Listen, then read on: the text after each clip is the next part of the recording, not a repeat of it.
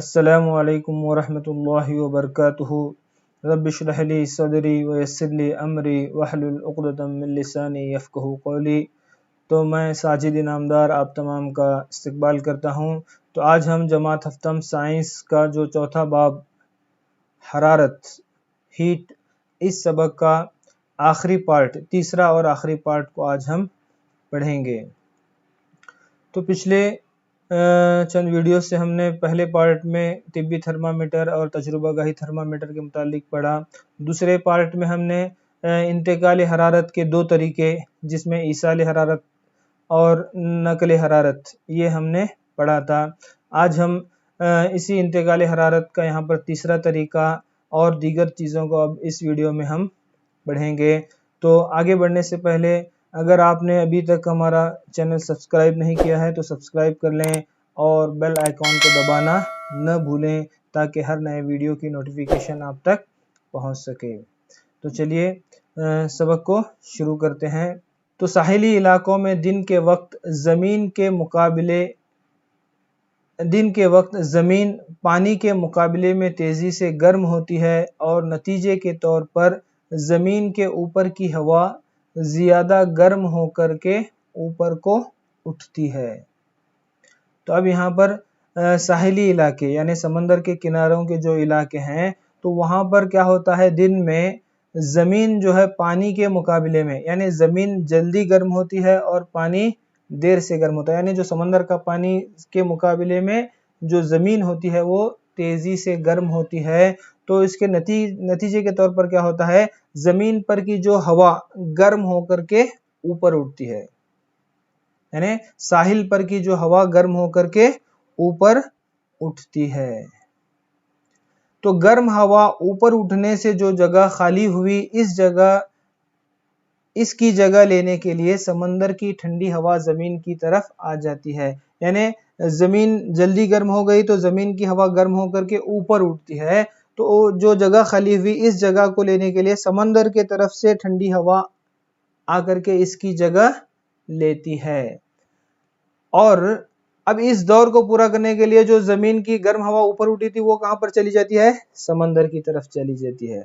यानी ज़मीन की गर्म हवा समंदर के तरफ जा रही है और समंदर की ठंडी हवा क्या हो रही है, ज़मीन के तरफ आती है। तो अब इसको हम तस्वीर के ज़रिए यहाँ पर देखेंगे। तो क्या हो रहा है साहिली इलाकों पर, तो ज़मीन पानी के मुकाबले में जल्दी गर्म होती है। तो गर्म होने की वजह से यहाँ की हवा गर्म होकर के ऊपर उठती है। ऊपर उठने से यहाँ पर जो जगह खाली हुई, तो इसकी जगह लेने के लिए समंदर के तरफ से ठंडी हवा यहाँ पर आ जाती है। अब यहाँ पर ठंडी हवा आने के बाद क्या होता है, ये जो गर्म हवा कहाँ पर चली जाती है, समंदर की तरफ चली जाती है। ठीक है। तो गर्म हवा दिन में क्या हो रहा है, गर्म हवा समंदर की तरफ जा रही है और समंदर की ठंडी हवा ज़मीन की तरफ आ रही है। तो समंदर से ज़मीन की तरफ सफ़र करने वाली जो ठंडी हवा है, समंदर से ज़मीन की तरफ सफ़र करने वाली हवा जो ठंडी हवा है, उसको हम नसीम बहरी या सी ब्रीज कहते हैं। इसको हम क्या कहते हैं, सी ब्रीज कहते हैं। ये समंदर से कहाँ पर आती है, ज़मीन की तरफ चलती है। कब, दिन के वक्त। इसीलिए साहिली इलाकों में घरों की खिड़कियों को समंदर के रुख पर रखा जाता है ताकि ठंडी हवा आ सके।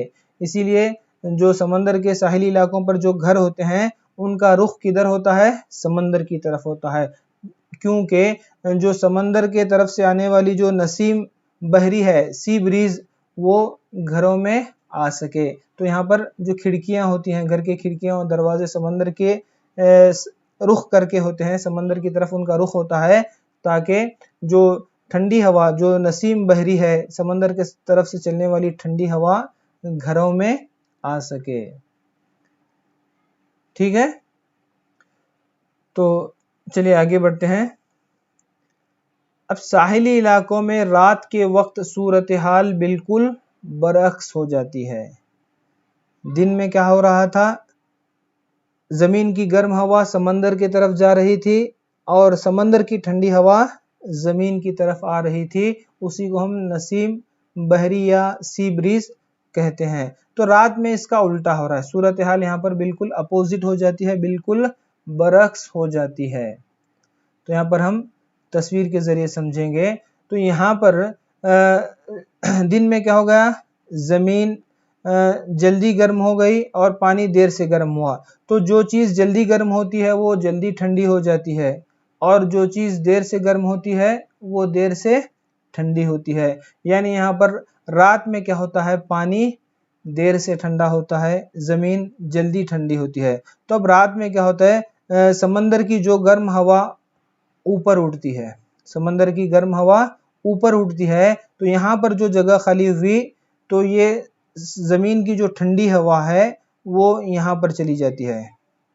और इस दौर को पूरा करने क्या है, इस दौर को पूरा करने के लिए समंदर की गर्म हवा जमीन की तरफ आती है रात में, क्योंकि जमीन जल्दी ठंडी हो गई रात में और पानी जल्दी ठंडा नहीं होता, इसलिए यहाँ की जो गर्म हवा ऊपर उठती है, ऊपर उठने से जो जमीन की ठंडी हवा यहाँ पर आ जाती है, और इस चक्कर को पूरा करने के लिए समंदर की गर्म हवा जमीन की तरफ आती है। तो जमीन के मुकाबले में पानी सुस्त रफ्तार से ठंडा होता है, जमीन के मुकाबले में पानी आहिस्ता से ठंडा होता है। इस तरह जमीन की तरफ से ठंडी हवा, जमीन की तरफ से ठंडी हवा रात के वक्त समंदर की तरफ जाती है। तो जमीन की तरफ से रात में जो ठंडी हवा समंदर को जाती है उसको हम नसीम बर्री या लैंड ब्रीज कहा जाता है। यानी जमीन से समंदर की तरफ चलने वाली ठंडी हवा, जमीन से समंदर की तरफ चलने वाली ठंडी हवा को हम नसीम बर्री या लैंड ब्रीज कहते हैं। इस दौर को पूरा करने के लिए समंदर की गर्म हवा जमीन की तरफ चलती है, जमीन से ठंडी हवा समंदर की तरफ चलती है और समंदर की गर्म हवा जमीन की तरफ आती है। तो जमीन की तरफ से जो ठंडी हवा समंदर की तरफ चलती है उसको हम नसीम बर्री या लैंड ब्रीज कहते हैं।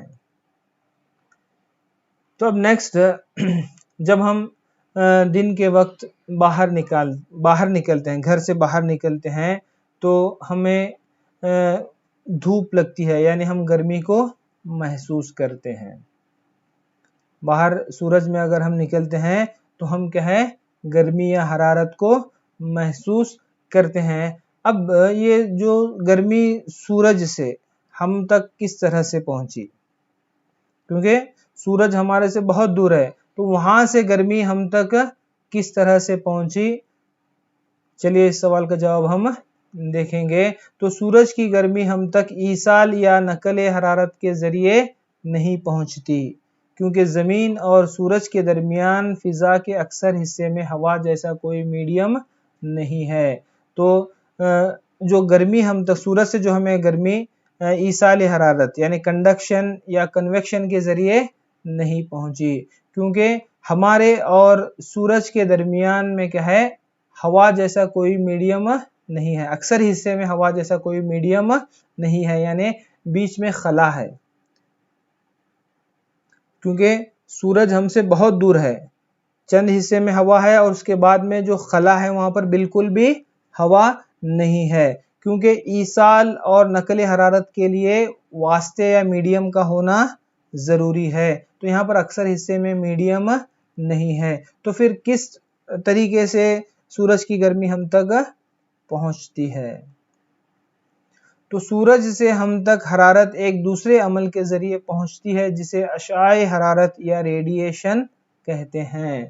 तो सूरज से जो हरारत हम तक पहुंचने का जो तरीका क्या है, वो अशाए हरारत, उसको हम क्या कहते हैं, रेडिएशन कहते हैं। ये हरारत की मुंतकली का तीसरा तरीका है।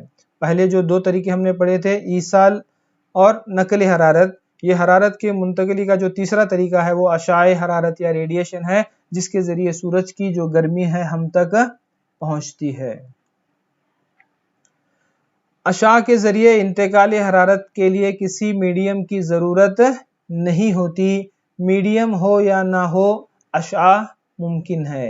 यानी इस जो अशाए हरारत रेडिएशन के लिए हमें किसी मीडियम या किसी वास्ते की जरूरत नहीं होती, जबकि ईसाल और नकल हरारत के लिए वास्ते का होना, मीडियम का होना जरूरी है। मगर अशाए हरारत के लिए वास्ते की ज़रूरत नहीं होती। मीडियम हो या ना हो, अशा रेडिएशन क्या है, मुमकिन है।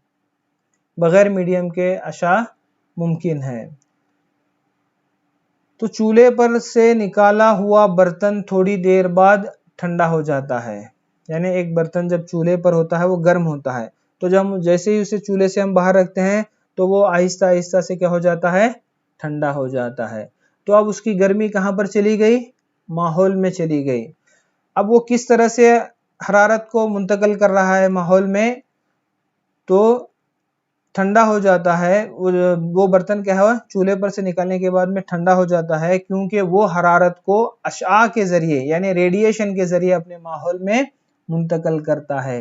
यानी एक बर्तन जो हरारत को अपने माहौल में मुंतकिल कर रहा है, तो वो किस तरीके से मुंतकिल कर रहा है, रेडिएशन के जरिए। यानी अशाए हरारत के जरिए ही क्या है, वो हरारत को हवा में अपने माहौल में मुंतकिल करके ठंडा हो जाता है। ठीक है।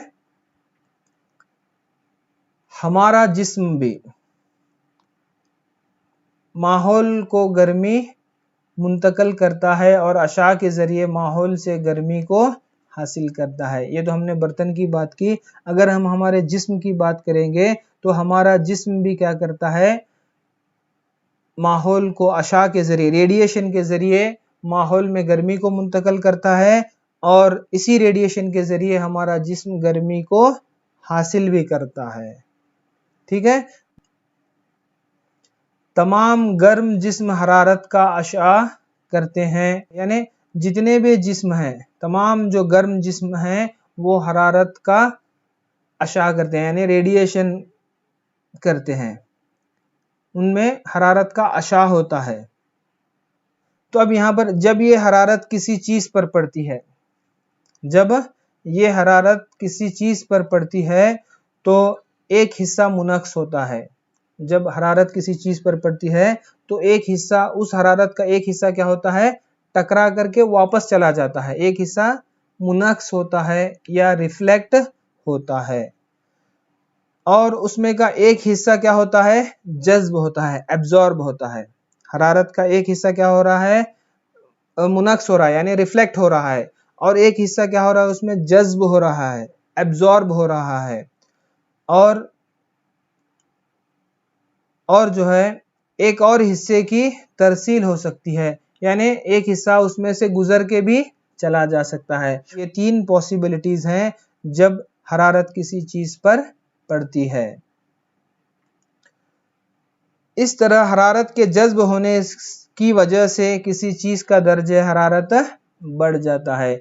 तो किसी जिस्म पर हरारत पड़ रही है तो एक तो हिस्सा मुनक्स हो रहा है, तो एक हिस्सा क्या हो रहा है, जज्ब हो रहा है, हरारत उसके अंदर जज्ब हो रही है। तो जज्ब होने की वजह से उस चीज का दर्जे हरारत क्या हो जाता है, बढ़ जाता है। हरारत के जज्ब होने की वजह से उस चीज का जो टेम्परेचर है, उसका दर्जे हरारत क्या होता है, बढ़ जाता है।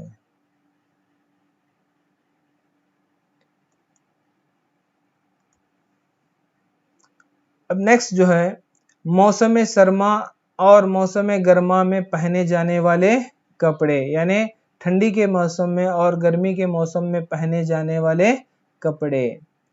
तो अब यहाँ पर उससे पहले हम एक सरगर्मी को देखेंगे। तो यहाँ पर दो बर्तन हैं, एक बर्तन को यहाँ पर काला रंग लगाया गया है और दूसरे बर्तन को सफेद रंग लगाया गया है।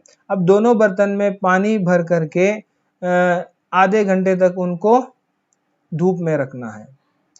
तो आधा घंटा होने के बाद में अगर अब इनका दर्जे हरारत देखेंगे तो कौन सा पानी ज्यादा गर्म हुआ है और कौन सा पानी कम गर्म हुआ है। तो आप देखेंगे जो बर्तन, जो काला बर्तन है, काले बर्तन में का पानी ज्यादा गर्म हुआ है बमुकाबिल किसके, सफेद बर्तन के। यानी सफेद बर्तन में का पानी कम गर्म हुआ है, जबकि काले बर्तन में का पानी ज्यादा गर्म हुआ है। तो ऐसा क्यों हुआ, क्योंकि जो काला रंग है वो जो है हरारत, काले रंग में हरारत ज्यादा जज्ब होती है, जबकि सफेद रंग अपने ऊपर पड़ने वाली ज्यादातर हरारत को मुनक्स कर देता है, लौटा देता है। इसी वजह से ये सफ़ेद बर्तन में पानी कम गर्म हुआ, जबकि काले बर्तन में का पानी ज़्यादा गर्म हुआ, क्योंकि काला रंग अपने ऊपर पड़ने वाली ज़्यादातर हरारत के ज़्यादातर हिस्से को जज्ब कर लेता है। इस वजह से इस बर्तन में के पानी का दर्ज हरारत ज़्यादा है। इसी वजह से इसी तरह गर्मियों में जो हल्के कपड़े और सर्दियों में गहरे रंग के कपड़े आरामदाह होते हैं। कैसे?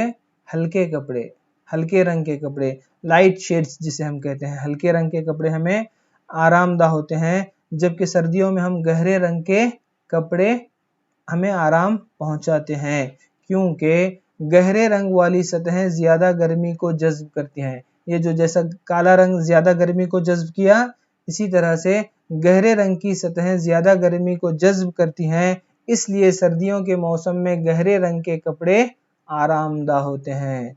जो डार्क शेड्स होते हैं, गहरे रंग के कपड़े ज़्यादा गर्मी को जज्ब करते हैं। इस वजह से जो गहरे रंग के कपड़े होते हैं वो सर्दियों में आरामदाह होते हैं। हल्के रंग के कपड़े अपने ऊपर पड़ने वाली हरारत के ज़्यादातर हिस्से को मुनक्स कर देते हैं। यानी जो हल्का रंग होता है, हल्का रंग जो लाइट शेड्स होते हैं, अपने ऊपर पड़ने वाली हरारत के ज़्यादातर हिस्से को क्या करते हैं, वो मुनक्स कर देते हैं, लौटा देते हैं। इसी वजह से गर्मियों के मौसम में हल्के रंग के कपड़े आरामदाह होते हैं। तो जब हम कपड़े पहनते हैं तो ये हमें ध्यान में रखना है, गर्मी के दिनों में हम हल्के रंग के कपड़े पहनना, लाइट शेड्स जो होते हैं, और सर्दियों में गहरे रंग के कपड़े आरामदाह होते हैं। तो इन बातों को हम जहन में रखना है। अब इसी तरह से अब हम घरों को भी ठंडा रखने के लिए यहाँ पर एक तरीका बताया गया है कि घरों को ठंडा रखने के लिए खोखली ईंटों का इस्तेमाल करना बेहतर है। खोखली ईंट यानी हॉलो ब्लॉक्स, जैसे आप देख सकते हैं कि यहाँ पर ऐसी ईंटें हैं जिनमें ये खोखली हैं, हॉलो हैं अंदर से। ये क्या करती हैं, हवा को, ये ईंटें हवा की परतों को फांस करके घर को ठंडा रखती हैं। इसमें हवा अंदर फंस जाती है और ये घर को क्या करते हैं, ठंडा रखते हैं। तो घर को अगर हम ठंडा रखना है तो इस तरह की खोखली ईंटों से हम घर बनाएं तो हम घर को ठंडा रख सकते हैं। नेक्स्ट जो है, सर्दियों में ऊनी कपड़े हमें गर्म रखते हैं। सर्दियों में हम ऊनी कपड़े पहनते हैं। ऊन हरारत की कमज़ोर मौसिल है। ऊन जो है बैड कंडक्टर ऑफ हीट है, ये हरारत को अपने अंदर से गुजरने नहीं देती। इसके अलावा ऊनी रेशों के दरमियान हवा फंस जाती है। यानी ऊनी रेशों के दरमियान क्या है, हवा अंदर फंस जाती है। हवा हमारे जिस्म से निकलने वाली गर्मी को बाहर ठंडे माहौल में जाने से रोक देती है। जो हवा ऊनी रेशों के दरमियान में फंस जाती है वो क्या करती है, हमारे जिस्म की जो गर्मी है, निकलने वाली गर्मी को माहौल में जाने से रोकती है और हमें गर्मी महसूस होने लगती है। क्योंकि वो गर्मी को बाहर नहीं जाने दे रही हवा जो फंस गई है ऊनी रेशों में, तो हम क्या करते हैं, ऊनी कपड़ों में गर्मी को महसूस करते हैं, यानी ठंडी से हम बचते हैं और गर्मी को महसूस करते हैं।